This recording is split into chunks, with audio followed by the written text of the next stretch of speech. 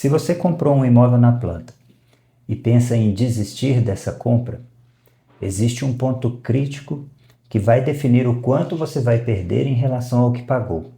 25%, 50%. Existe uma lei que determina isso e a maioria das pessoas não sabe. Hoje eu vou te explicar de forma clara e estratégica o que você precisa saber antes de decidir destratar uma compra de imóvel na planta. Esse é um tema extremamente sensível no direito imobiliário porque envolve dinheiro, patrimônio e decisões que são difíceis de ser tomadas. Eu sou o Dr. Della Moura e vou te mostrar como o distrato funciona na prática, não na teoria simples que circula por aí. O distrato surgiu como um problema estrutural do mercado brasileiro. Durante muitos anos, não existia uma regra clara sobre quanto deveria ser devolvido quando o comprador desistia do imóvel. Isso criou dois extremos: incorporadoras retendo valores abusivos e compradores exigindo a devolução do valor que foi pago. Esse cenário gerou uma insegurança jurídica grande e levou milhares de pessoas a processos judiciais. A discussão chegou até o STJ. O STJ definiu a questão por um julgado que passou a ter efeito vinculante, no sentido de que todos os juízes deveriam seguir aquele preceito dali em diante, e o Legislativo, então, criou a lei que definiu como vai se dar a devolução dos valores pagos pelo comprador nas rescisões ou nos distratos de imóvel na planta. Quando um imóvel que ainda está em construção, ou seja, não está pronto ainda, é ofertado ao mercado para venda, é obrigatório que essa construção esteja sob o regime da incorporação imobiliária. É um registro que é feito na matrícula do imóvel e que garante para as pessoas que estão adquirindo como aquele imóvel vai ser entregue. Aqui a gente pode estar falando de apartamentos em edifícios ou até de lotes em loteamentos de incorporação imobiliária. Hoje existem dois cenários principais que você precisa entender: a incorporação sem patrimônio de afetação ou a incorporação com patrimônio de afetação. No primeiro caso, que é sem o patrimônio de afetação, a retenção é de até 25% sobre os valores pagos. A devolução vai se dar em até 180 dias a partir da entrega, a partir do habite do empreendimento.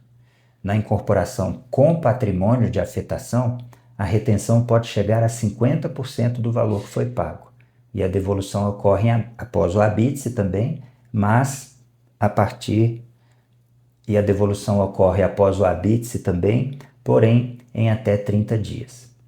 É certo que, a partir do distrato e até a entrega do imóvel, ou seja, durante a construção do imóvel, se a construtora, se a incorporadora conseguir vender esse imóvel para um terceiro, esse prazo de devolução passa a contar a partir da venda. Não é necessário esperar a entrega do empreendimento. O erro que mais gera prejuízo é o comprador assinar o contrato de compra sem observar se aquela incorporação está sob regime de afetação ou não, porque isso vai impactar diretamente no resultado do distrato, em que ele vai receber 25% ou 50% do valor que foi pago. Isso vai dimensionar para ele, na proposta dele, quando for o caso, o quanto ele vai pagar.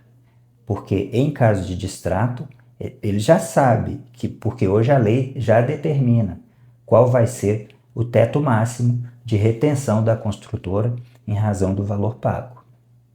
Mais recentemente eu tenho visto muitos problemas relacionados a distrato de compra de imóvel na planta, relacionados àquelas compras em que o financiamento do imóvel já é feito durante a construção. Aquela modalidade mais conhecida em que você já começa a pagar a taxa de obra. Começa com um valor bem pequenininho de taxa de obra e depois vai aumentando o valor à medida que o banco vai colocando mais dinheiro naquela construção, naquela obra. Até que chega o ponto em que o imóvel é entregue e aí sim você fica só com o banco. O problema surge quando, nessa prática, a gente tem não só a construtora para fazer um distrato no caso de desistência, mas também o banco. E no caso do banco, não há um motivo que justifique a desistência com devolução dos valores. Porque no caso do banco, o que foi feito foi um financiamento com alienação fiduciária. Então o banco já te emprestou aquele dinheiro que já está sendo repassado para a construtora. O banco não vai seguir a lei do distrato, porque a lei foi feita para a relação entre o comprador e a incorporadora, no caso a construtora, e não com o banco. O financiamento não segue essas regras para rescisão. E quando você decide, então, desistir da compra de um imóvel na planta, onde você optou pela modalidade de financiamento durante a construção, você tem muita dificuldade de praticar esse distrato, porque as regras são diferentes para o banco e para a construtora. A construtora normalmente vai dizer, não tem como fazer o distrato porque já foi feito o financiamento com o banco. E o banco vai dizer, não tem como fazer o distrato porque o que você fez foi um financiamento. Não é um contrato de empréstimo comum. O banco não recebe o imóvel de volta se você devolver o dinheiro de volta. Não adianta. Nesses casos, mesmo tendo a lei do distrato já determinando as balizas, o comportamento tanto do comprador quanto da construtora, nos casos de distrato para imóveis em construção, aqui o caso tem que ir para o judiciário, porque é só no judiciário que a gente vai conseguir fazer com que as razões que você tenha para desistir alcancem tanto a construção, no caso a construtora, quanto o financiamento imobiliário, no caso o banco. Acaba que a solução mais viável para esses casos, já que uma ação na justiça envolvendo bancos demora bastante, já que uma ação judicial envolvendo bancos, e na maioria das vezes o banco é a Caixa Econômica, então é um banco público, demora muito, já que uma ação judicial envolvendo os bancos demora muito, na maioria dos casos, a solução prática mais eficiente é a venda do imóvel ainda em construção por aquele comprador. Então, nesses casos em que você adquiriu um imóvel na planta, na modalidade de financiamento durante a obra, a solução mais prática acaba sendo revender o imóvel. Porque aí você mesmo, comprador, vai encontrar uma pessoa interessada nesse imóvel que vai pagar para você o que você já pagou pelo imóvel, o que você pode, o que você consegue pelo que você já pagou, e vai assumir o seu contrato com a construtora e fazer um financiamento que vai substituir o seu. Diferente disso, o distrato só vai funcionar judicialmente e num longo espaço de tempo. O que as pessoas chamam de ágio é, na verdade, uma aplicação conceitual errada. Ágio, dentro do conceito, é o que você ganha a mais pelo que você já pagou por aquilo. Quando, na verdade, no mercado imobiliário, a aplicação que é dada é para o valor que você vai pagar para aquele que está te vendendo. Às vezes ele pagou muito mais do que o que está recebendo de você. Mesmo assim, ele chama aquilo de ágio. A compra de imóveis nesse formato de ágio traz uma insegurança jurídica muito grande, porque você que está comprando não transfere para você o imóvel. Você tem um contrato particular que fica guardado entre você e o vendedor. Por isso é chamado contrato de gaveta, porque ele fica, teoricamente, numa gaveta, numa pasta sua. Só tem valor entre vocês. O banco não fica sabendo, a transação não é levada ao cartório, não é feita uma escritura, não é feito um registro, e você e o vendedor seguem as regras que vocês estabeleceram no contrato.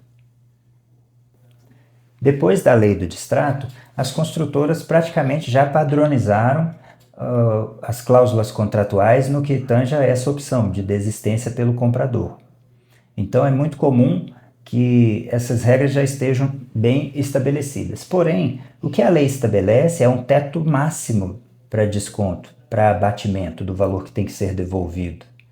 E as construtoras acabam aplicando esse teto máximo mesmo sem uma justificativa para chegar a esse valor. O prazo para devolução também tem sido objeto de muitos conflitos nos distratos imobiliários pelo Brasil. As construtoras tentam expandir o máximo o prazo para devolução e normalmente descumprem, obrigando que esse comprador tenha que entrar na justiça para fazer valer o seu direito de receber parte do dinheiro que pagou no tempo que foi estabelecido pela lei.